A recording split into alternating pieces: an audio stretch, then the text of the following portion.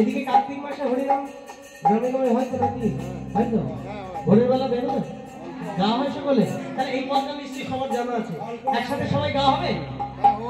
বাবা কিছু হোক আর না হোক, যদি কোনোদিন এই বাড়িতে আসেন মনে অন্তত এইটুকু শান্তি পাবে যে ওই জায়গাটায় বসে আমি ভগবানের জন্য অন্তত দুর্দান্ত গান করেছি, নাম সংকীর্তন করেছি, নাম শ্রবণ করেছি, জয়ধ্বনি করেছি, উলুধ্বনি করেছি। যত করতালিটা দেবেন, এই যে বৃক্ষটা আছে, এই বৃক্ষের মধ্যে যে পাখিগুলো বসে আছে সেগুলো উড়ে চলে যাবে। যত উলুধ্বনি করবে আশেপাশে যত দূর পর্যন্ত ধ্বনিটা যাবে মঙ্গল হবে না। তাহলে এটুকু আনন্দ পাবে যে ওই জায়গাটা বসে ভগবানের জন্য একটু হরিনাম সংকীর্তন করতে পেরেছে। তাহলে সকলে মিলে উলুধ্বনি, সকলে তাহলে সকলে মিলে কি একবার গাওয়া হবে একসাথে? প্রথমে আমি বলবো, আমারটি শেষ হলে আপনারা সকলে এবার পাঠটা তোমার দেখি। হরি হরায় নমঃ কৃষ্ণ যাদবায় নমঃ। ও বাবা এটা কালে আসছে। আচ্ছা আমি বেশি আবদার করে ফেলেছি কি? না বলবো না শুনুন। তাহলে সকলে বলুন আমার সাথে, হরি হরায় নমঃ কৃষ্ণ যাদবায় নমঃ।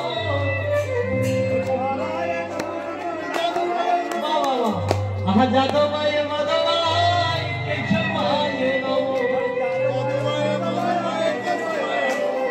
গোপাল গোবিন্দ নাম শ্রী মধুসূদন। আহা গিরিধারী গোপীনাথ মদন মোহন। গিরিধারী গোপীনাথ মদন মোহন। এবার সকলে তালি দিয়ে গাওয়া হবে? হবে? দেখে আমার উঠে দাও। সকলে হরি হরায় নমঃ। হরি হরায়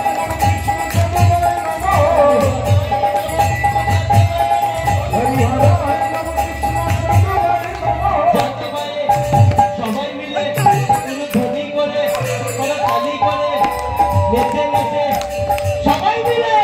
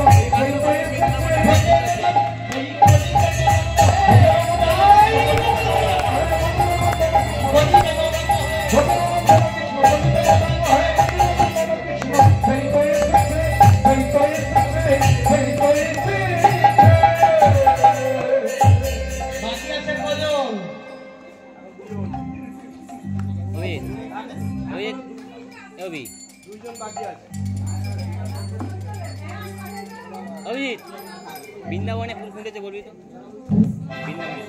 লাবণ্য ঘোষ দাদার গান শুনিয়া সন্তুষ্ট হইয়া 50 টাকা উপহার করলেন। নাচ গান করে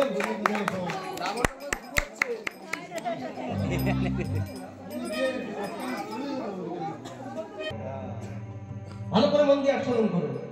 যুদ্ধক্ষেত্রে পরাজিত সৈনিকের কাছে দুটি অপশন থাকে, কি না? একটা হচ্ছে হয় শত্রু পক্ষের কাছে আত্মসমর্পণ করা, কি বল তাই তো?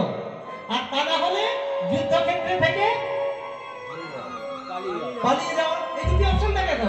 তাই এক মিয়া ভাই আরেক মিয়া ভাইকে বলে চলো, এরা যদি আমাদের ধরতে পারে তাহলে উপায় রাখবে না, প্রত্যেকের হাতে আছে জ্বলন্ত মশা, ঘুরিয়ে মেরে ফেলে দেবে। মানে এখন বলে চলো পালিয়ে যাই, বলে খেপেছি। বছরে অন্তত এক দিন আমাদের সাথে আমাদের লাঠিয়ালি করতে হয়, আর সেটা করতে গিয়ে যদি আমরা পালাই, কাজী সাহেব তো ধরতে পারলে আমাদের ছাড়বে না, মানে হ্যাঁ রনে মেরে ফেলবে। তাহলে উপায় মানে এক কাজ করো, ওদের দলে গিয়ে চলো ভিড়ে যায়। মানে দলে তো ভিড়ে যাবে, কিন্তু বলবে কি বলে কেন ওরা যেটা বলছে আমরাও সেটা বলবো। এখন দলে গিয়ে ভিড়ে গেছে, দলে গিয়ে ভিড়ে গেছে, আর দলে ভিড়ে গিয়ে এখন চলেছে, আর ওরা যেটা বলছে সেটাই বলছে। সেটা কি ও মাদানা করে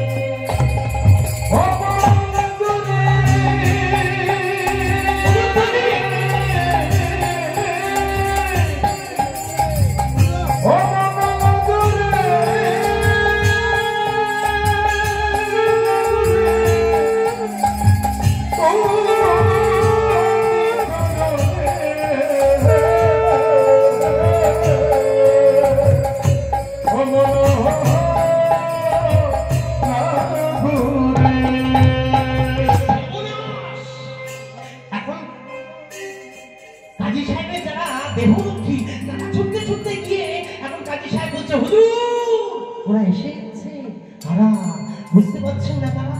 ওই দেখুন রাতের অন্ধকারে প্রত্যেকটা ভক্তের হাতে আছে জ্বলন্ত মশাল, ওরা আপনার দরবার লক্ষ্য করে আগিয়ে আসছে। কাজী সাহেব থাকতে না পেরে দেবরক্ষীদের বলছে, এই এখনই যাও, তোমাদের হাতের তরবারি দুটো নিয়ে ছুটতে ছুটতে যাও, ওদের কেটে টুকরো টুকরো করে ফেলো। ওরা যেন একজনও এমন দরবারে প্রবেশ করতে না পারে। কাজী সাহেবের পেয়াদারা ওই তরবারি নিয়ে ছুটে চলেছে। আল্লাহ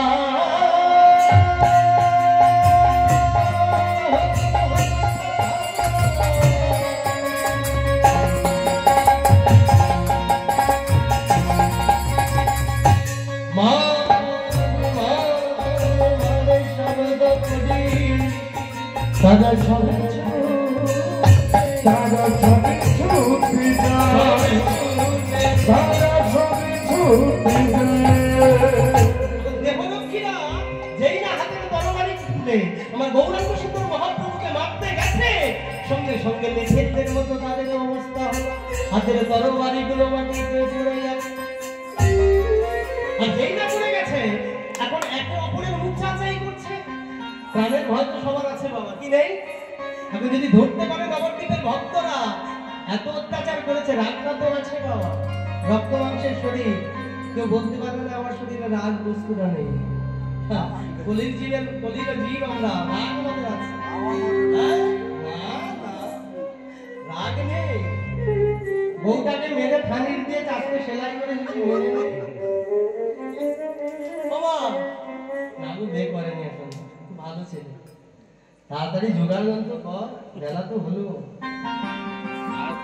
বাবা। এখন প্রাণের ভয় সকলের আছে, এখন এক মিয়া ভাই আর এক মিয়া মুখ ছাঁচাই করছে, বলে কি হলো, কত মানুষকে মেরেছি, কত মানুষের প্রাণ কেড়ে দিয়েছি, যুদ্ধক্ষেত্রে এভাবে তরবারি তো থেকে মাটিতে পড়েনি, এখন উপায় বলে ও মিয়া ভাই, মিয়া ভাই এদিকে শোনো শোনো শোনো শোনো, মানে ওই দেখো আমাদের আগে যারা এসেছিল, ওই দেখো ওরা তাদের দলে ভিড়ে গেছে। লেখাটা ভিড়ে গেছে না? কি ভিড়ে গেছে তো? মানে ও মিয়া ভাই চলো আমরা ওদের দলে ভিড়ে যাই, এখন ভিড়ে গেছে।